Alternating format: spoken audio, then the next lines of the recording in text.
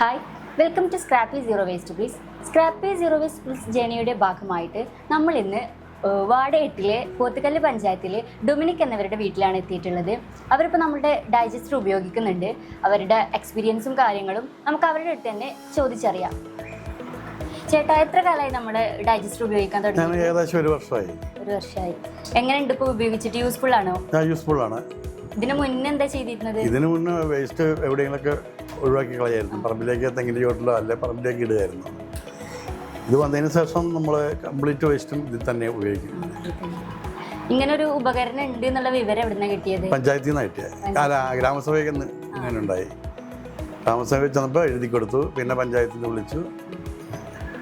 ഇതിപ്പോൾ ഒരു വർഷത്തോളമായി ഉപയോഗിക്കുന്നുണ്ടെന്ന് പറഞ്ഞിട്ട്. അപ്പോൾ ഇതിന് വളം എടുത്തിട്ടുണ്ടോ? വളം എടുത്തില്ല, എടുക്കാറായില്ല. ഒന്ന് ഫുള്ളായപ്പോൾ അടുത്തതിലേക്ക് പകർത്തി 2 കിട്ടിയിരുന്നു. എല്ലാതരം വേസ്റ്റുകളും ഇടയില്ല? എല്ലാ തരം വേസ്റ്റുകളും, ഒന്നും പുറത്ത് കളയില്ല. ഇതിപ്പോ വീട്ടിൽ ആരൊക്കെ ഉപയോഗിക്കലുണ്ട്? വീട്ടിൽ ഞാനും വൈഫ് മരുമോളും ഉപയോഗിക്കാറുണ്ട്. എപ്പോഴൊക്കെയാണ് ഇതിക്ക് വേസ്റ്റ്? എല്ലാ ദിവസവും രാവിലെ അല്ല വൈകുന്നേരം. ശരി. പിന്നെ ഇതിന്റെ വെന്റിലേഷൻ ഹാള് വൃത്തിയാക്കി ക്ലീൻ ചെയ്യാറുണ്ട്. പിന്നെ ഇത് ഉപയോഗിച്ചിട്ട് എന്തെങ്കിലും ബുദ്ധിമുട്ടുകളോ കാര്യങ്ങളോ എന്തെങ്കിലും? ഇല്ല. ഇപ്പോൾ ഇത് മേടിക്കുന്നതിന് മുമ്പും ശേഷവും എന്ത് മാറ്റമാണ് ഫീൽ ചെയ്യുന്നത്? ഡൈജസ്റ്റ് നമുക്ക് പുറത്ത് വേസ്റ്റ് കളയുന്നില്ല. ഉള്ളിടത്തോളം വേസ്റ്റുകൾ കംപ്ലീറ്റ് നമ്മൾ ഇതിൽ തന്നെ ഇടുന്നതുകൊണ്ട് നമ്മുടെ പരിസരം പ്രത്യേകം ഏറ്റവും വലിയ സംഭവം അതാണ്. പരിസരം ശുചീകരണമാണ് ഏറ്റവും നല്ലത്. കാരണം മീനിൻ്റെ വേസ്റ്റ്, ഇറച്ചി വേസ്റ്റ്, നമ്മൾ എന്ത് സാധനം നമുക്ക് അതിനകത്ത് ഇടാവില്ല. പച്ചക്കറിയുടെ വേസ്റ്റുകൾ ഒന്നും പുറത്ത് കളയുന്നില്ല. നിസ്സാരം ഒരു ചക്ക വെട്ടിയിട്ടുണ്ട്, അതിൻ്റെ മടൽ വരെ നമ്മൾ അതിനകത്ത് 2 ദിവസം കഴിയുമ്പോഴത്തേനും അത് പുഴു അരിച്ചു തിന്നു. ഒന്നും തന്നെ പുറത്തേക്ക് കളയാനില്ല. ഇപ്പോൾ പുതുതായിട്ട് ഒരാൾ ആരെങ്കിലും ഇത് ഉപയോഗിക്കാൻ താല്പര്യപ്പെടുകയാണെങ്കിൽ അവരോട് നിങ്ങളൊരു എക്സ്പീരിയൻസ് എന്താണ് അവരോട് പറയുന്നത്? നല്ലതാണെന്ന് ഞാൻ പറയുള്ളൂ.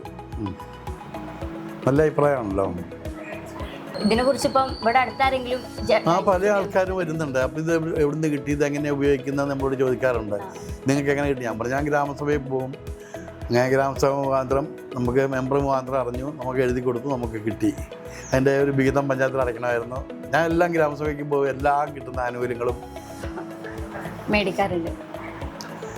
അട്ടിയും വിത്തും കിട്ടും, പച്ചക്കറിയുടെ വിത്ത്, അങ്ങനെ വളമായിട്ടും തെങ്ങിനുള്ള വളം, അങ്ങനെ എല്ലാ സാധനങ്ങളും കിട്ടും. ഇവിടെ ഇപ്പോൾ ഒരുപാട് കൃഷികളും ചെടികളൊക്കെ കണ്ടു. അപ്പോൾ ഇതിനൊക്കെ വളം എന്തായിരുന്നു മുന്നേ ചെയ്തിരുന്നത്? ഇതിനൊക്കെ നമ്മൾ കുറച്ചൊക്കെ ജൈവവളങ്ങൾ ചെയ്യും. പിന്നെ നമ്മളിപ്പോൾ കൂടുതലും ഞാൻ ജൈവവളമാണ് ഉപയോഗിക്കുന്നത്.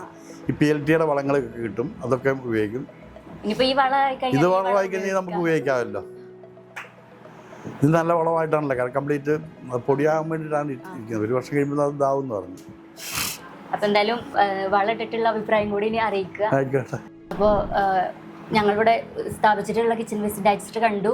നല്ല രീതിക്കാണ് അത് ഉപയോഗിക്കുന്നത്. അപ്പോൾ തുടർന്ന് ഉപയോഗിക്കുക. എന്തെങ്കിലും സംശയമോ കാര്യങ്ങളൊക്കെ ഉണ്ടെങ്കിൽ അതിൽ കൊടുത്തിട്ടുള്ള കോൺടാക്ട് നമ്പറിൽ കോൺടാക്ട് ചെയ്യുക. ഇത്രയും സമയം ഞങ്ങൾക്ക് വേണ്ടിയിട്ട് മാറ്റി വെച്ചതിൽ സന്തോഷം. Thank you.